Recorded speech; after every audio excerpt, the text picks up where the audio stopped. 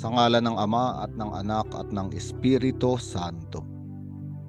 Panginoon, isugo mo ang iyong espiritu at pagpanibaguhin mo ang muka ng aming mundo.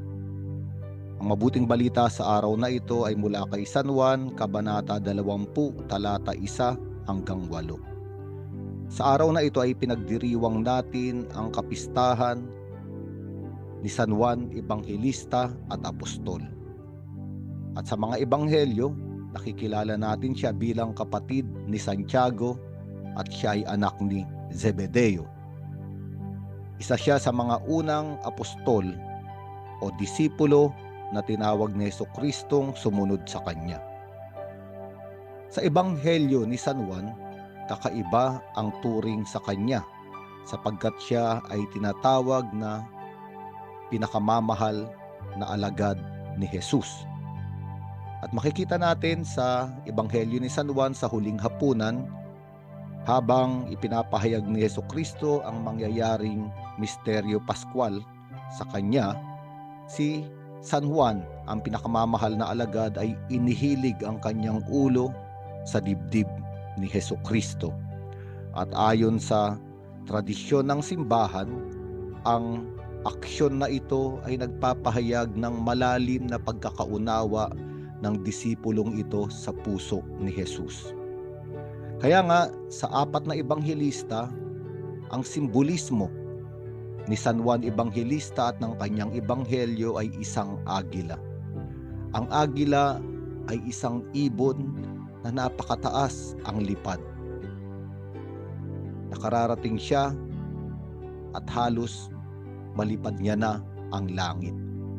Bagamat nasa mataas ang ibong agila, ang kanyang mga mata ay matalim at matalas at nakikita niya ang maliliit na mga bagay na nasa lupa. At kung babasahin natin ang ebanghelyo ni San Juan, makikita natin na totoo na napakaraming matataas na bagay na tila ba ay lampas sa kaisipan ng tao sa kanyang ebanghelyo. Punong-puno ng simbolismo, punong-puno ng maraming paglalarawan, ngunit higit sa lahat, kanyang ibinahagi sa sangkatauhan ang pinagmulan ng ating Panginoong Hesukristo na siya ay salita ng Diyos, na nasa piling ng Diyos sa kalangitan at bumaba sa lupa, ang salita ng Diyos na naging laman at nakipamayan sa atin. At isa ito sa pagpapaliwanag ng simbolismo ng agila na mula sa taas ay bumaba, sapagkat ito ang pagpapaliwanag o ang paglalarawan ni San Juan Ebanghelista sa ating Panginoong Hesukristo. At sa ebanghelyo sa araw na ito, makikita natin ang tagpo kung saan si Maria Magdalena ay pumunta sa libingan, ngunit natagpuan niyang wala na roon ang katawan ng Panginoon.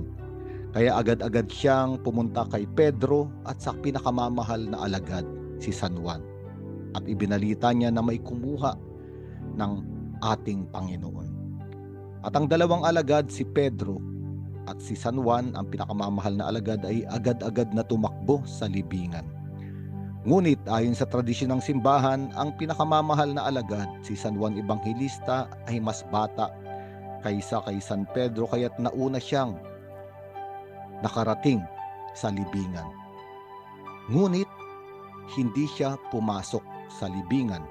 At sabi ng mga ama ng simbahan na bagamat si San Juan Ebanghelista ay ang pinakamamahal na alagad ni Jesucristo, kanyang nirerespeto at iginagalang ang prinsipe ng mga apostol, si San Pedro.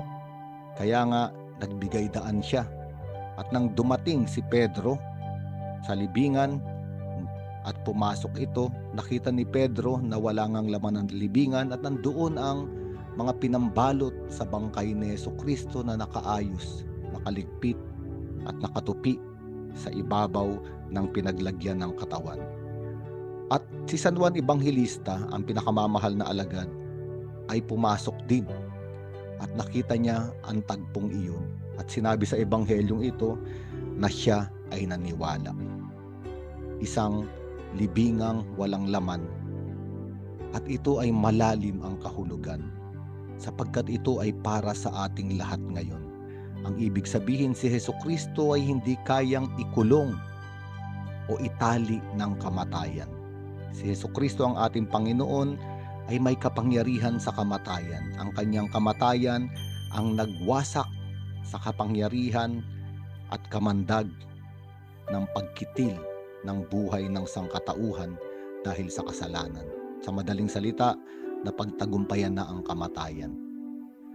At dito ay naniwala ang pinakamamahal na alagad, si San Juan Evangelista, at ang kanyang kapistahan ngayon ay nag-aanyaya sa atin na ang ating buhay, totoo, ay punong-puno ng maraming kamatayan.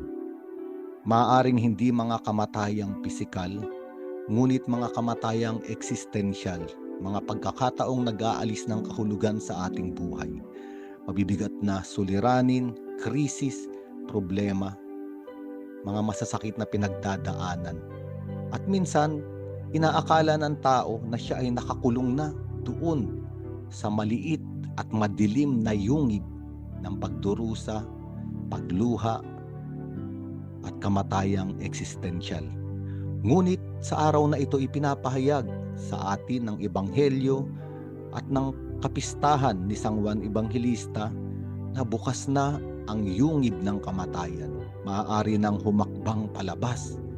At sa panahon ito, panahon ng Kapaskuhan, maiuugnay natin ang kapistahang ito sa layunin kung bakit ipinanganak si Hesukristo sa daigdig. Ang layunin ng Panginoon na ipinahayag sa atin ng Ebanghelyo ni San Juan ay buksan ang pintuan ng ating mga kamatayan. At anyayahan tayong humakbang palabas, punong-puno ng pananampalataya, at makatagpo ang Hesukristong muling nabuhay. Nais ating sabihin ng araw na ito na hindi tayo nilikha para sa kamatayan. Ang mga naniniwala kay Hesukristo ay nilikha para sa muling pagkabuhay at sa buhay na walang hanggan. Kaya nga sa araw na ito, ating hilingin ang pamamagitan ng pinakamamahal na alagad, si San Juan Evangelista, at ating sabihin, San Juan Evangelista at Apostol, ipanalangin mo kami. Sa ngalan ng Ama at ng Anak at ng Espiritu Santo.